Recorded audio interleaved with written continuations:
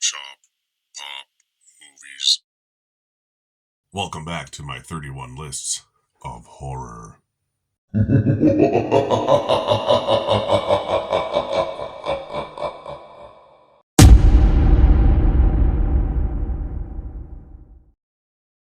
Ahoy there, this is Derek, the Convicted Cinephile, and if you're a convicted cinephile yourself, please like, share, and subscribe to the channel down below. On my channel, I like to talk, shop, and pop, open that is, movies and physical media. And today I'm doing 5 zombie movie recommendations. I love me a good zombie movie. It's one of my favorite horror subgenres, I guess, when I think about it. A handful of my favorite horror movies are zombie movies. So yeah, let's talk about some zombie movies, shall we? I know this first one's kind of cheating, because technically it is not a zombie movie. And I don't care. I'm going to talk about it anyways. That's going to be 2002's glorious 28 Days Later, the sequel as well. I haven't seen the new one yet. I still need to watch that. But I love 28 Days Later. I've watched this movie so many times. I've watched it a couple days in a row before, more than once, after having bought this Blu-ray. This movie really started like the fast zombie craze, pre-Dawn of the Dead remake that I talked about previously. This is directed by Danny Boyle, and it stars Cillian Murphy, Academy Award winner. Naomi Harris, Brendan Gleeson's in this movie. This movie's got a great cast. I love this movie so much. But essentially, the story is shit happens, and there's a rage virus going on.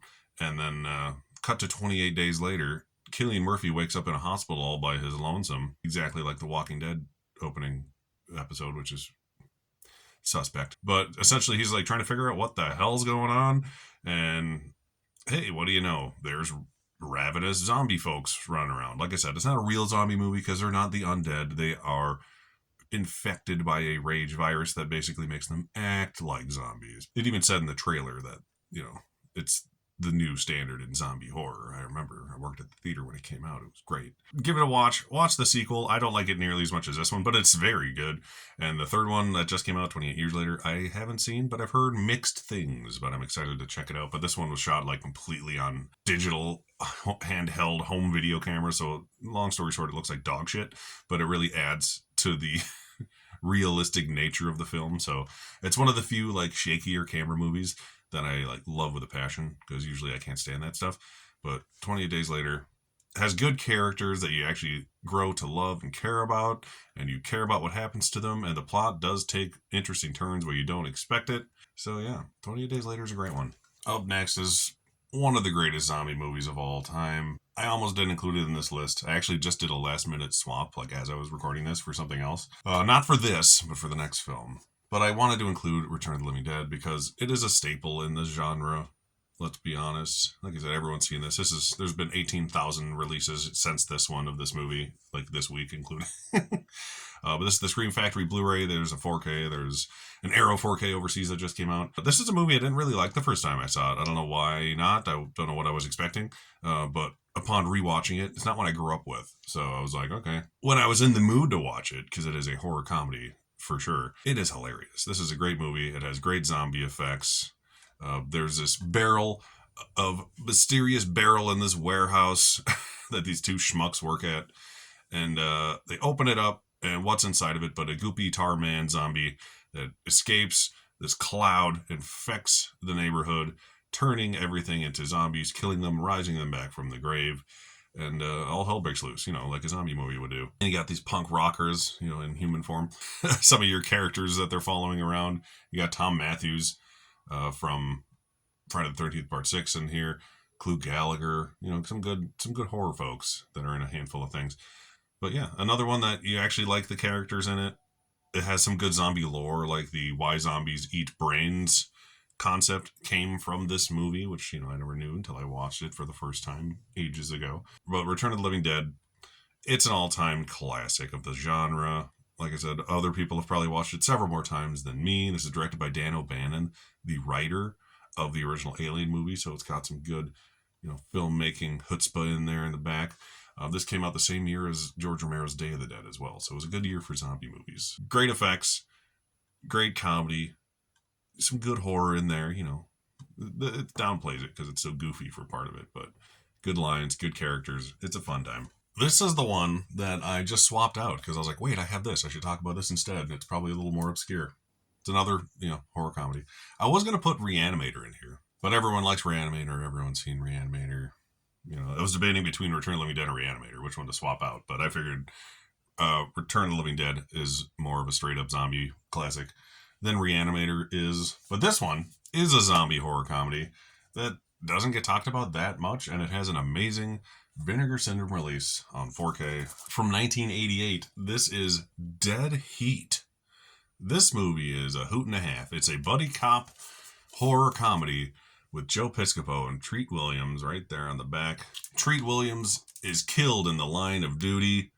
There they are in their old-fashioned cop uniforms. He comes back to life as a zombie. So they're trying to uncover this mystery that's going on. Who has this bringing people back from the dead technology in a buddy cop fashion? It's got good, buddy cop action and good zombie effects. So it's a good mix of both things if you're in the mood for a funny horror movie with a couple of really good actors in there playing funny characters, some good effects. Dead Heat is a fun one that I almost forgot I had until like 30 seconds ago. So put this on your list and watch it. I always say I thought it'd be a little more obscure than Reanimator, like I said, but Dead Heat, it's sort of a cult classic, hence the gorgeous Vinegar Syndrome treatment. I almost did the entire George Romero Dead trilogy as one entry on this list, but I was like, that's stupid.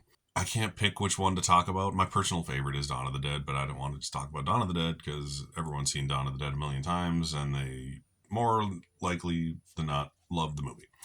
I love Day of the Dead. Everyone's seen it. I love Night of the Living Dead. Everyone's seen it and talked it to death. But I was like, hey, I'm going to mention this instead. Why don't I just talk about Land of the Dead, George Romero's fourth film in the Dead series, because there's the Dead trilogy of the good ones, and then there's the rest. This is the first one of the rest, and this is the one that's actually good. This came out back in 2005, I believe, or 2004, like right after the Dawn of the Dead remake. Showed people that, hey, people like zombies again. Here, George, have some money finally. But this has a pretty good cast, too. It's got John Leguizamo in there. Dennis Hopper's in this. This movie is basically what he originally wanted Day of the Dead to be, which is this rich skyscraper apartment complex, essentially, of all the rich upper class folks living as normal a life as they possibly could. There's like a shopping mall in there, and they could care less about the zombie attacks going on that are ravaging the country and world. But then everything outside of it is like a military war zone trying to take care of this issue. So we basically follow these characters trying to break in and take down these rich folk. It's a classic Eat the Rich zombie story. But this is what originally he wanted Day of the Dead to be, a really big spectacle like that. About class warfare, essentially. And he did a pretty good job. This is my least favorite of the four. I don't even care about the rest of them because I found them unwatchable, to be honest with you. Sorry, not sorry. But this one is actually very good. It has some cool, memorable zombie action in it, good actors in it, good production in it. Everything else after this just looks like dog shit, and it's like handheld shaky cam garbage. But this is a real zombie movie, an original zombie movie from the early aughts, that if you haven't watched it for whatever reason and you like the other previous Dawn of the Dead trilogy movies, the Dead series, Land of the Dead is a not as good but very worthy successor to those three films. So give it a watch if you haven't. George A. Romero's Land of the Dead. Last but not least, this one is the closest to my heart. As a kid growing up, renting this movie 85,000 times. And I still love it today as much as I did back then. Watched it with my kid a couple years ago. He enjoyed it as well. That's going to be Night of the Creeps. This is a nice throwback to the 50s, 80s horror movie. Just kind of like The Blob and Killer Clowns from Outer Space. It's in that, in that ilk. This is written and directed by Fred Dekker, who, everyone likes Fred Dekker, right? He made RoboCop 3. What's not to like? And this has the great Tom Atkins, sexiest man in the world. This is essentially about these little aliens that crash land, not unlike, the other 50s horror movies like The Blob, like I was talking about. Here's the little aliens. I always forget they even have these aliens in the movie, but they're really like chubby little baby aliens, and they look hilarious. Every time I watch this, I'm like, oh yeah, this part. These little slugs escape from their crashed ship, essentially. And they escape and they go into the mouths of unsuspecting folks around this town, turning them into zombies. So it's a horror movie, it's a sci-fi movie, it's a zombie movie. It's got kids going to school and trying to get girlfriends and things. The characters in it are very likable, and Tom Atkins is a badass cop in it who has, history with these goings on in this town, let's just say. And the effects of the zombies actually look really good. I've always liked it. And then when the zombies get killed or are zombies for too long, in some cases, their heads literally split open like an egg, spilling out dozens more of these little slugs, and that's how they take over the town. So it's a very fun, very funny, once again, good zombie horror comedy. It'll thrill you, that's for sure. I can't recommend Night of the Creeps enough if you want a super fun, spooky time. It's R-rated, but I think it's pretty kid-appropriate as long as your kid's into horror stuff. Mine liked it. I've been watching this movie since I was even younger than my kid, so yeah. I think this is a very family-friendly R-rated horror movie, if there can be a thing. Here's the original poster artwork, by the way. Yeah. I love Night of the Creeps. I can't say that enough. I recommend anyone who has not seen Night of the Creeps, just go out and buy it, because there's no way you won't enjoy it. And if you don't enjoy it, then you don't like movies. Once again, my name is Derek, the Convicted Cinephile. Please like, share, and subscribe to the channel down below. Thank you for watching, and I'll see you next time. Thank you so much for watching, everybody. Don't forget to like and subscribe to the channel, and channel memberships and merch are available on TeePublic and Spreadshop stores.